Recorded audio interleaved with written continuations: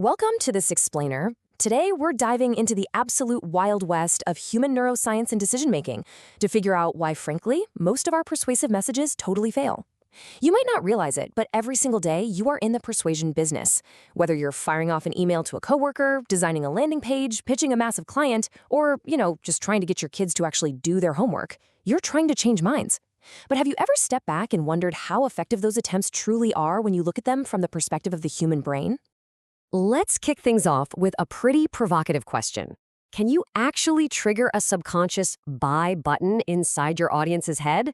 I know, it sounds a bit like bad science fiction, right? But the truth is, scientists and neuromarketers have spent literal decades mapping the brain to figure out exactly what drives our ultimate choices. The idea of a literal buy button is the holy grail. Every marketer, salesperson, and communicator dreams of finding it because we all want that direct line to an immediate yes.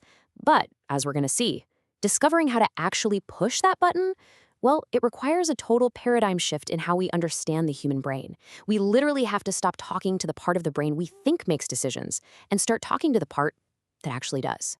All right, let's take a quick look at our cognitive roadmap for today. This is going to reduce your brain's processing load right off the bat.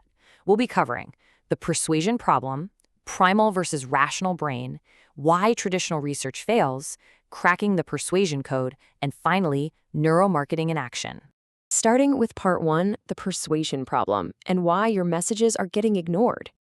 We pour so much energy, time, and money into crafting what we think are absolutely perfect arguments.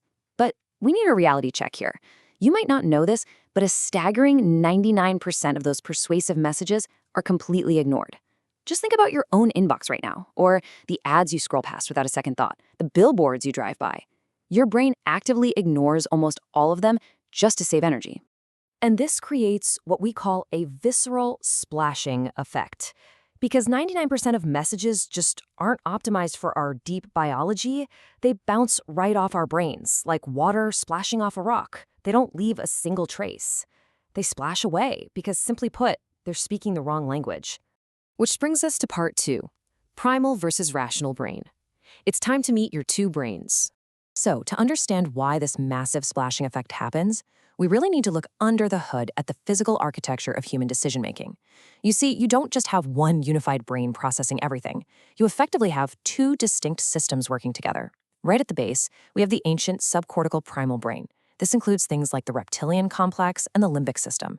It evolved millions of years ago, way before we even had language. And then, sitting right on top of it, is the much newer rational brain, the neocortex, which handles all our complex, conscious, and logical thinking.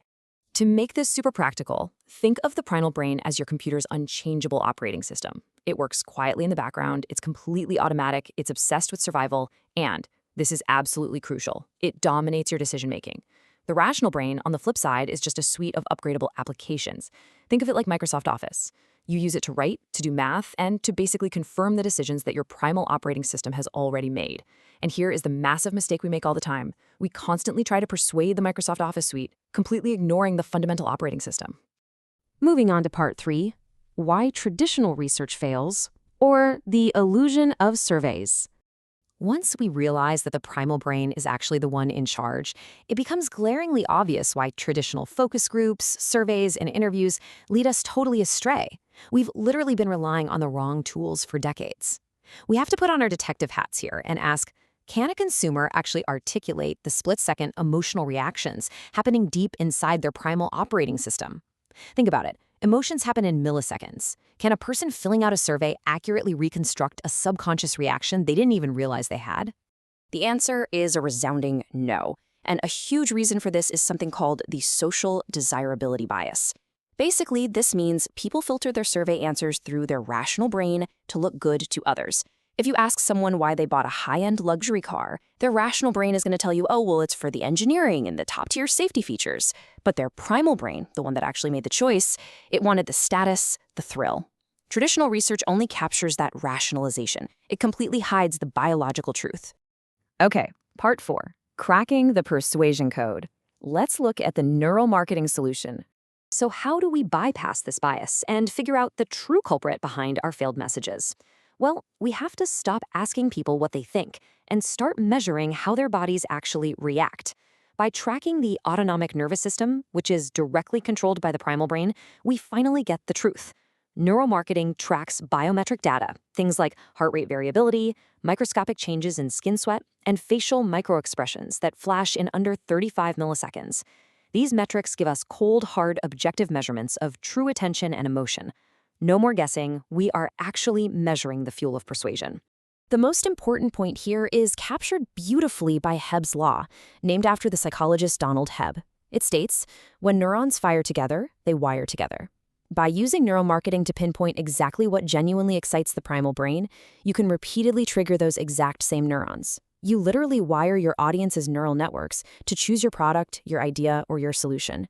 You completely bypass that splashing effect we talked about, and you create a lasting physical connection in the brain. Which brings us to our final section, Part 5, Neural Marketing in Action.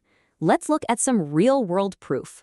Theory is fantastic, but seeing the science solve actual real-world communication problems, that is where the magic happens. Let's look at 3 quick examples. First up, animal rights organizations. Neuromarketing proved that to trigger primal empathy, they couldn't just show any picture of an animal. The animal had to be front-facing with explicitly sad features. A side profile, it completely lost the brain's attention. Or take Wafakash, a Moroccan bank. Instead of standard interviews, they used vocal stress analysis, and they uncovered deep, unspoken customer frustrations about cash transfers that people were just too polite to say out loud.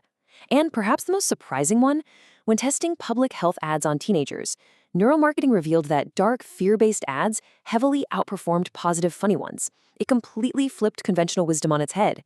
The primal brain pays attention to threats, and the biometrics absolutely proved it. So I'm going to leave you with this final provocative thought as we wrap up today's explainer. The very next time you sit down to write an email, design a pitch deck, or launch a massive campaign, ask yourself, who are you truly trying to persuade?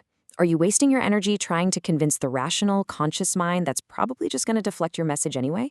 Or are you designing a message fully optimized for the ancient primal operating system that's actually pulling the strings? Master the primal brain, and you master the code of persuasion. Thanks for joining me on this deep dive, and I will catch you on the next one.